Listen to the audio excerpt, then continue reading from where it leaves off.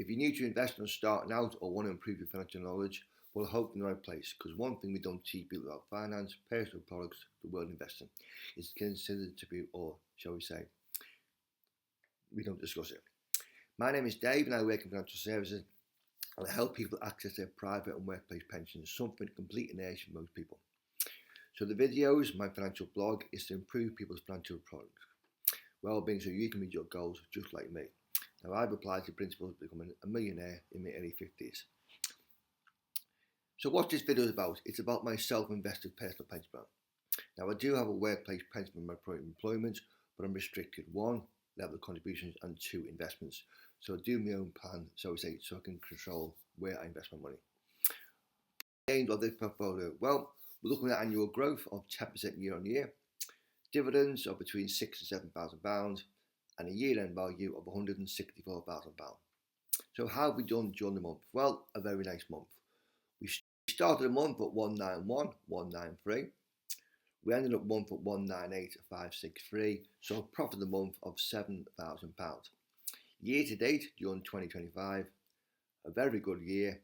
We were up 43.67%, so well above expectations, mainly, shall we say, to the UK banking sector.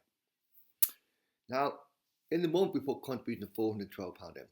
We normally put £250 on the start of the month, but for 2025, we put in around about £6,000. And the government will top of the tax relief as a basic rate taxpayer.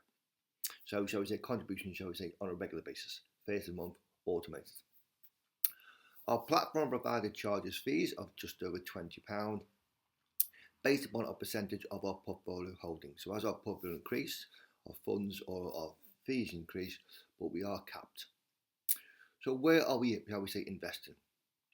At the moment, UK and Europe, predominantly based, 75% in that sector, 2% in Americas, and 2.41% in Asia, the emerging markets. Now we are showing topping up, so we say on a regular basis, away from the UK. So what dividends in the month? Well, in the month we received just shy of £400. Year to date, £6,185. A yield across our shares of 4.33%. Look at the following graphic, shall we say, where the dividends is held. Card Factory gave us £22.84. Reinvested 30 new shares. Now, it was done as a small cap, but it's a buying opportunity to increase dividend in the future. HSBC gave us a quarterly dividend of £98.65, 8 new shares. And we got quarterly dividends from Shell and BP, £40 and £34. Now we don't reinvest on a regular basis. We keep that as cash because it's not worth it for the dealing costs. But it just goes to show, shall we say, £500 a month on average from our portfolio, a yield of over 4%. Now let's look, shall we say, at the funds held within the portfolio and then our shares. Now they're all what we call long-term holdings. We've got no just selling the shares or funds, shall we say. I can't remember if we've done it, but it just goes to show. They're my own personal opinions. Right, let's look at what we've got in the portfolio.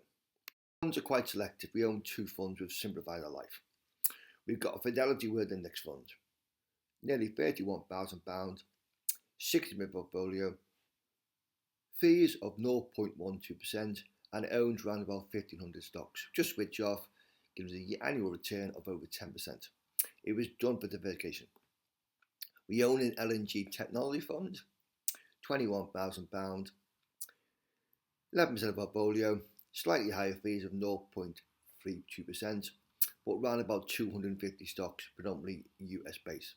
But it just goes to show, so we just switched off. It was done for a reason, because we were solely UK based. So 2 funds, 27 portfolio, but over £52,000. And they are given a good yield, shall we say, good passive investments.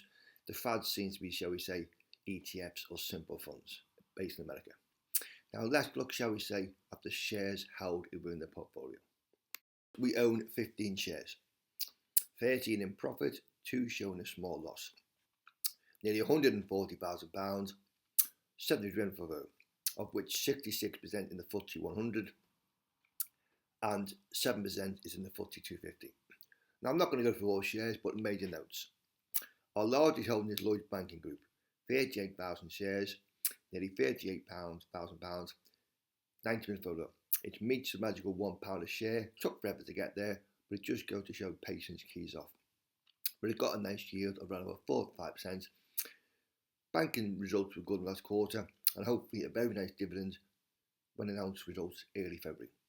We own Aviva, 5,276 shares, £36,000, 18% profit. Very cash rich, wasn't a restructuring buying spree, shall we say, and a yield around about 7-8%. Back on the banks, we own the Barclays, 3,300 shares, £15,000, 8% profit, but a very nice run, shall we say, 2025. Shares up 50%, just like Lloyd's. 8% profit, but a nice yield around about 4 or 5%. Away from the UK banks, we own HSBC, 1,322 shares, £15,000, 8%. Very good results, shall we say, recently, and as we found out, a nice quarterly dividend. Now, away from the banks, we own Drax, shall we say, the biomass producer, 1,357 shares, £11,500, 5% profit.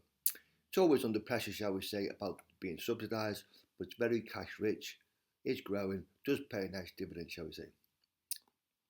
Now back on the insurance company, we own LNG, 2,473 shares, £6,500, 3% above low. Just like Aviva, very cash rich, everyone needs insurance, big, shall we say, the pension market, what we know about, but again, a very nice yield, around about 8-9%. One share that struggled recently though is Greggs the Baker. We own 302 shares, £5,000, 2.5%. Now we were up 100% profit, we've kept the share, is cash rich, is on a, shall we say, growth spree through the high street, or shall we say, retailers, forecourts, garage stations, but it struggles, shall we say, with the cost of inflation and inflation. But it is cash rich and it does pay a nice dividend. Sainsbury's we own 1,413 shares, £4,500, 2.5% of over. As we found the month, very nice yield, did pay special dividends. Sales were up, shall we say, over Christmas, but struggled with Argos. Will they sell it? Who knows? But it is in a price war, but everyone needs food. But shall we say, a very good company, but is it in a price war? Away from the banks, we own Shell and BP. £4,000 in Shell, £2,500 on BP. Does pay nice quarterly dividends. Who knows what will happen, shall we say, oil prices because of what happened in Venezuela. But it is, shall we say, a constant source of cash, quarterly dividend. Now, other companies we own is JD Sports, £2,000, 1% above. Makes about £1 billion of profit. Has struggled, shall we, in America, but on a growth spree, shall we say, overseas. But it's a growth company. Other companies we own, shall we, Penn and the Water Company, has struggled, but everyone needs water. It's a safe scare, just paying nice good dividends. AJ Bar, the drinks producer, we own Car Traction on the high street, has struggled but again cash rich, but in a price war or inflation increases. And AJ Bell, the platform provider, again seen as a growth company. But it just goes to show we've got some big names there. Predominantly banks and financial is what we know about, but does pay nice dividends.